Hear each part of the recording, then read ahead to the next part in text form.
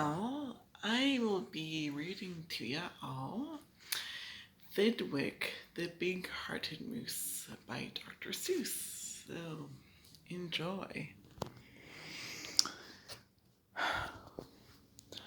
Up at Lake Winnebago, the far northern shore, lives a huge herd of moose, about 60 or more, and they all go around in a big happy bunch, looking for nice tender moose moss to munch.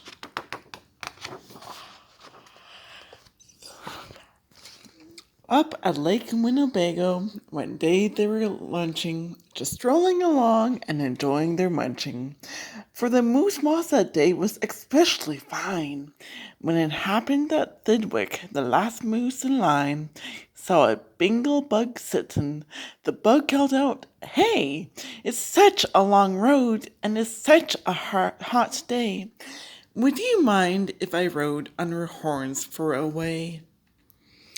"Of course not," smiled Thidwick, the big-hearted moose. "I'm happy my antlers can be of some use. There's room there to spare, and I'm happy to share.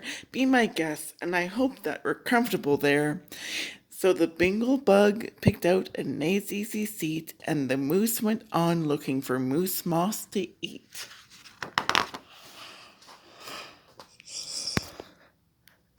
Well, an hour or so later, the bug heard a squeak, and he heard the small voice of a tree spider speak.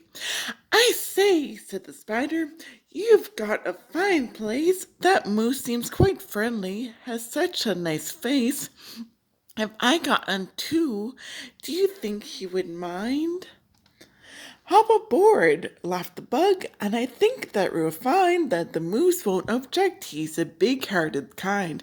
"I accept," said the spider with joy and delight, and he started a web on the horn to the right. While the spider was spinning, he heard a gay song, and a fresh little zinna azoo bird came along. He stopped and he stared and he chirped, "Well, well, well! What a smart place to build! What a great place to dwell! I've been living on trees ever since I was born, but here's something new. Why not live on a horn? If there's room for two, then there's room for three." "There's plenty of room," laughed the bug, "and it's free." Thidwick stopped walking. What was all that talking? Those guests had caught Thidwick the moose unawares. "Hey," he called out, "what goes on there upstairs?" "Just building a nest, sir," said Zinna Azaloo said, and began yanking hairs out of poor Thidwick's head, and he plucked out exactly 204. "Don't worry," he laughed, "you can always grow more."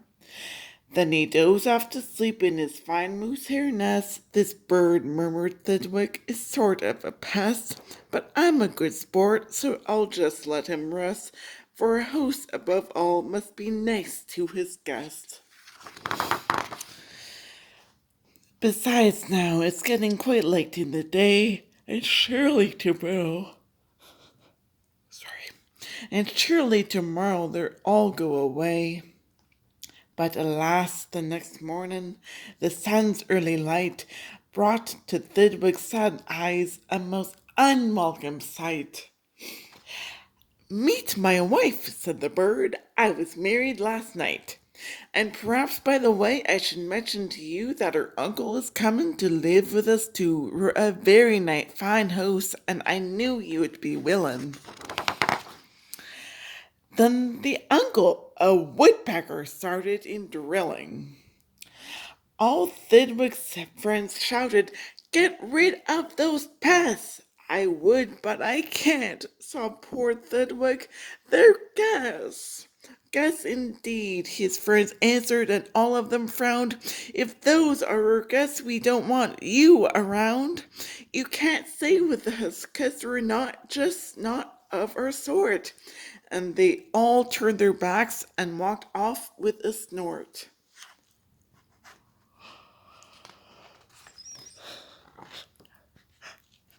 Now the big friendless moose walked alone and forlorn, with four great big woodpecker holes in his horn. What holes? Whispered Herman, the squirrel who spied him. What holes are high nuts in? Mind if I try 'em? They're yours, called the woodpecker. Get right inside 'em. This big-hearted moose runs a public hotel. Bring her nuts, bring her wife, bring her children as well. So the whole squirrel family all jumped on pell-mell. And the very next thing the poor animal knew, a bobcat and turtle were living there too.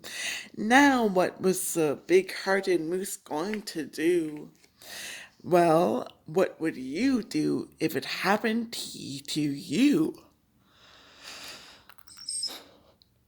You couldn't say scat, 'cause that wouldn't be right. You couldn't shout scram, 'cause that isn't polite. A host has to put up with all kinds of pests, for a host above all must be nice to his guests, so you try hard to smile and would try to look sweet and would go right along looking for more mouse to eat.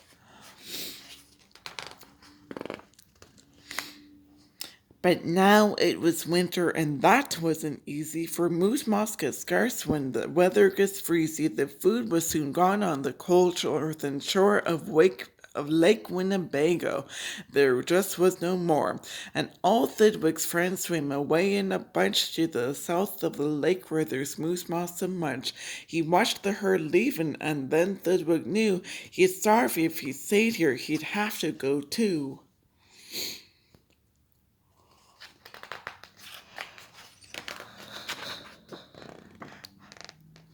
He stepped in the water, then oh, what a fuss. Stop, screamed his guest. You can't do this to us. These horns are our home, and you've no right to take our home to a far distant side of the lake. Be fair, Thidwick begged, with a lump in his throat. We're fair, said the bug. We've decided this by vote. All those in favor going say aye, and all those in saying say nay. Aye, shouted Thidwick, but when he was done, nay, they all yelled. He lost 11-1. We win, screamed the guests by a very large score, and poor starving Thidwick climbed back on the shore. Then do you know what those pests did? They asked in some more. They asked in a fox who jumped in from the trees. They asked in some mice, and they asked in some fleas. They asked a big bear in, and then, if you please, came a swarm of 362 bees. Poor Thidwick sank down with a groan to his knees, and then came something that made his heart freeze.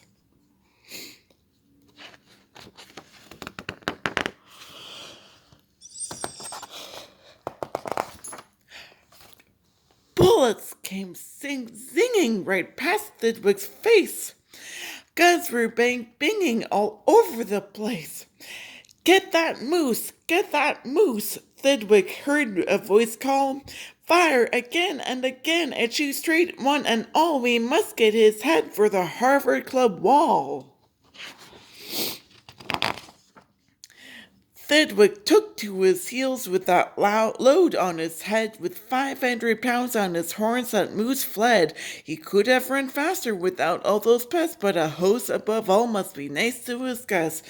Up canyon, off cliff, over wild rocky trail, with bullets bouncing around him like hail. Up gully through gulch and down slippery sloosh, with his hard-headed guest was the soft-hearted moose.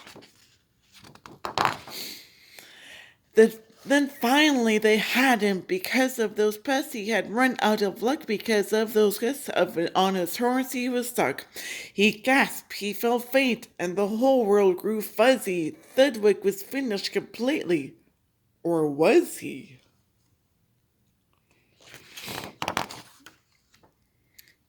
Finished? Not Thidwick. Decidedly not. It's true he was in a most terrible spot, but now he remembered a thing he'd forgot. A wonderful something that happens each year to the horns of all moose and the horns of all deer. Today was the day Thidwick happened to know. That old horse came that old horns came off so that the new ones can grow. And he called to the pests on his horns as he threw them. You wanted my horns, now you're quite welcome to 'em. Keep 'em, they're yours. As for me, I shall take myself to the far distant side of the lake. And he swam Wingo and found his old bunch and arrived just in time for a wonderful lunch at the south of the lake where there's moose moss to munch. His old horns today are where you knew where they would be. His guests are still on them, all stuffed as they should be.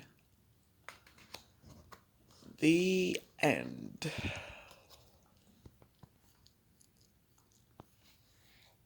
Raffles. Hey.